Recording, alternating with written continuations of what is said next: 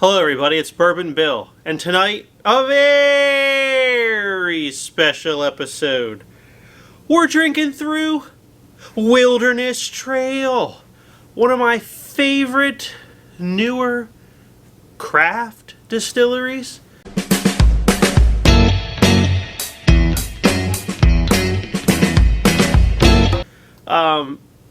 I recently did a review, and I will link it above, on their High Rye Bourbon. First one, I pulled the trigger on it finally at a store I was in New Jersey. Just saw it, thought, dang it, I'll try it, and it blew me away. Blew me away for the age and how good it was. And I quickly couldn't stop until I got the other ones.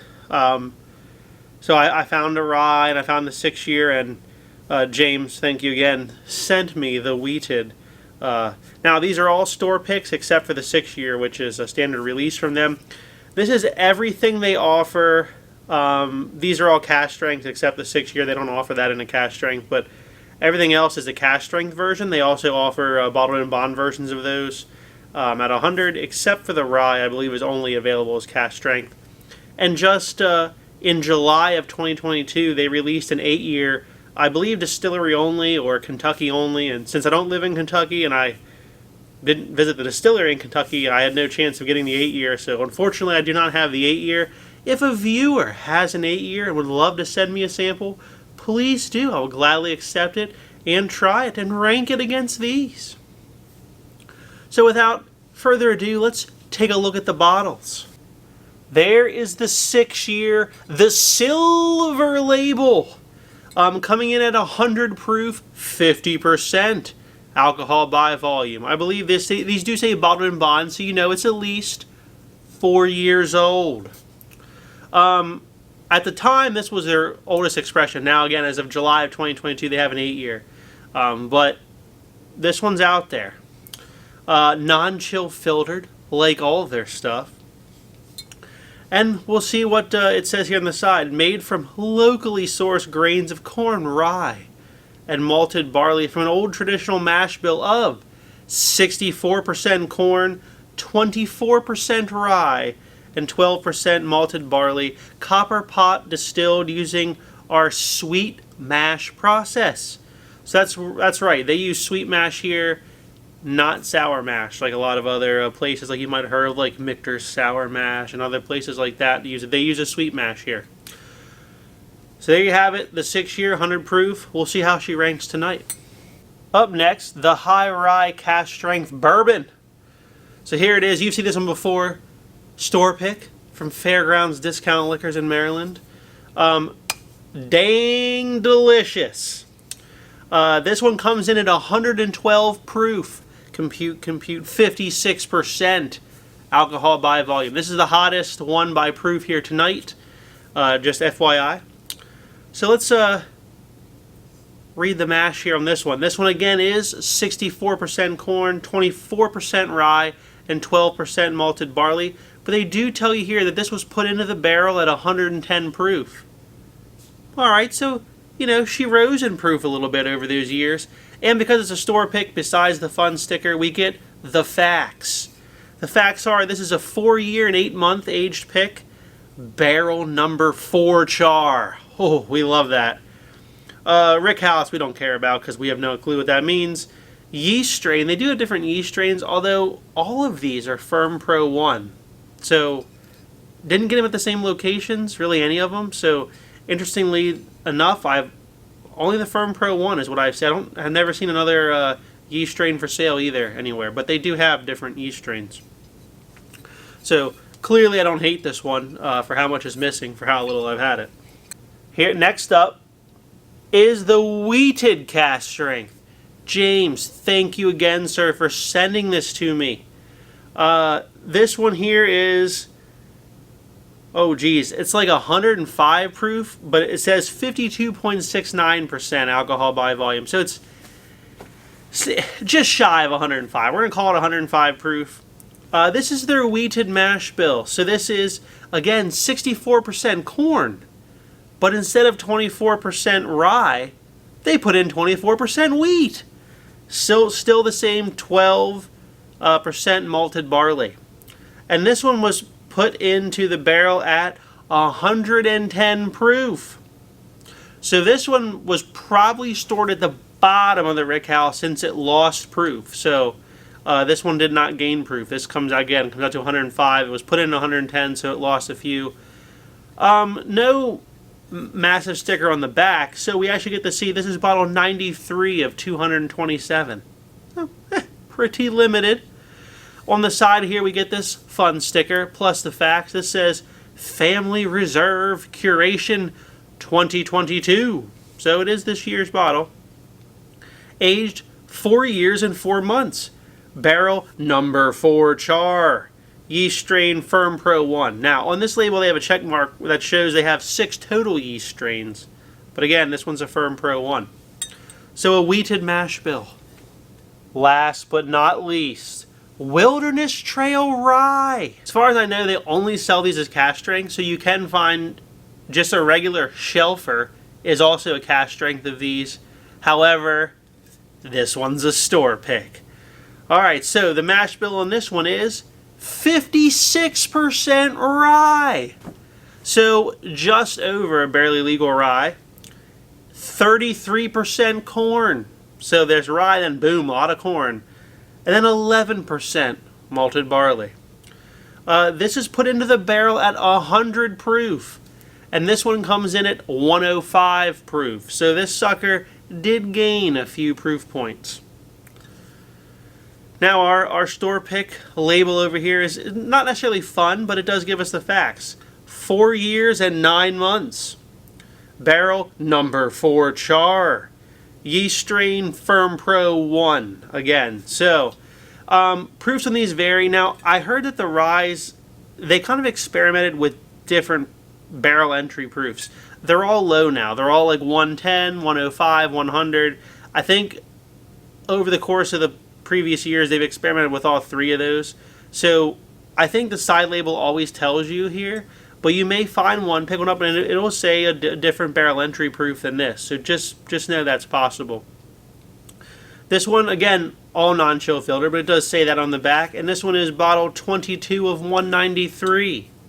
So a little less yield on this bad boy here. Alright, so my wife poured these up blind for me here. Got my non-sponsored Fiji water to refresh the palate.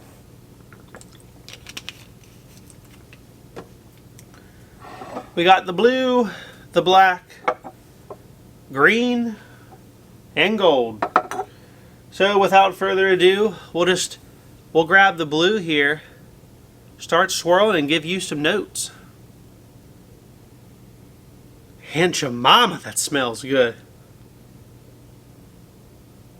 A lot of leather. A lot of leather on this. I get like saddle leather. Leather chaps. But all kidding aside, a lot of leather. There's some oak on this one. And some caramel, but it's not... doesn't really come off as sweet. Just kind of like a leather heavy, but in a good way. A little earthy, I would say, but again, not in a bad way. If you told me something smells earthy, I'd be like, that's disgusting. But this is like a good, just pleasant smell overall. I get some like, I don't know, like frosted, like Twinkie or something. Let's take a sip. Pretty good. It's kind of leather, oak, toffee, caramel a little bit on it. Not particularly thick on the mouthfeel, but a pretty good medium finish. Get kind of like a hint of raisin in that. It's pretty good. Doesn't necessarily blow me away, but yeah, it's tasty. I do enjoy it. Alright, next up, the Black Glencairn. Let's give it a swirl and nosing. Oh, now this smells just a little richer. I get like raisins, dates, a lot of caramel, like dark caramel. A little bit more spiciness on the nose. Smells good. Let's take a sip. That is thicker. I get leather, I get oak, I get caramel. I get like this raisiny, datey flavor here. Also a little bit earthy. Very good. Just dark flavors. Not overly sweet, but not dry. It's just kind of like right in the middle. So if you like a super sweet bourbon, this may not be for you, but this one's delicious. Just very good. Alright, the gold. Now this smells a little bit brighter. I get some like fruits like peaches. I get a lot of peaches or apricots on the nose here. This smells, again, overall just fruitier and brighter on the nose. With a similar caramel and an oak backbone and leather to it. Let's take a sip. That one's very good. Again, very coating on the mouth. You get all the fruits up front. And you just get like a delicious caramel with some baking spices on there as well. That's what I think. All these have some like just baking spice to them, like a rye spice. They are, I mean, one of these is a rye, but the other ones all have 24% rye in them. It's a good rye component that adds a lot of complexity and spice to it. Alright, last but not least, the green. Oh, this is like... I get like marshmallows on this. Vanilla. Char, like barrel char on this. Very deep, dark, and rich. Let's take a sip. Gosh, that one is also thick. Tons of those like dark fruits up front. I actually get a little bit of marshmallow in the back. Very good. So I'm going to go back through these off camera and rank them, and we'll be back with the results. Alright, and we're back with my ranking, guesses, and results. So, last place was the Blue Glass. It was the thinnest, but it did have a little bit extra dimension to the flavor. Going back through, it kind of picked up some apricot peach notes as well, in addition to like a lot of leather. Because it was the thinnest, I think it's a 6-year. It's good, but I would like to see them release a 6-year at cask strength. I really would. But, very good. So if this is the direction they're heading, I imagine the 8-year is fantastic. And I can't wait to see some 8-year cask strengths. That's going to be an unstoppable bourbon. Trust me. In third, second, or first, I actually couldn't decide. Honestly, the other three were neck and neck. I literally, there was a little bit of difference, but the hairs were so small to split. I think the gold could be the rye because it had a little bit more like rye spice scent to it. I couldn't tell the wheat or the bourbon apart. I know that's sad. I should be able to do that. Those two were like kind of more like, I can smell the corn a little bit. But here's the amazing thing. None of these had any youth notes. They're all like 4.5+ years old. No youth notes. None. And typically if you gave me a 4-year bourbon, I would literally probably throw up because I don't generally like young bourbons. But these were all fantastic. So, let's just go through the reveals here. Let me grab the answer key. Alright, in last place was the blue, which was a 6-year. I would say if you have the option, buy a store pick of the cask strength. Alright, gold I thought might be the rye. It's not necessarily third, I couldn't decide. Gold is in fact the rye. So the rye is very good. I'm probably going to do like a rye flight to see where that falls, and it's going to disappoint some bottles that are much higher in price. Alright, I have to guess which one's wheat here. Let me smell the black and the green again. This has like a caramel funk to it now. This might be the wheated. Let me smell the green. It doesn't have that. All right, I'm going to go with the green is the high rye bourbon and the black is the wheated, but could be totally wrong.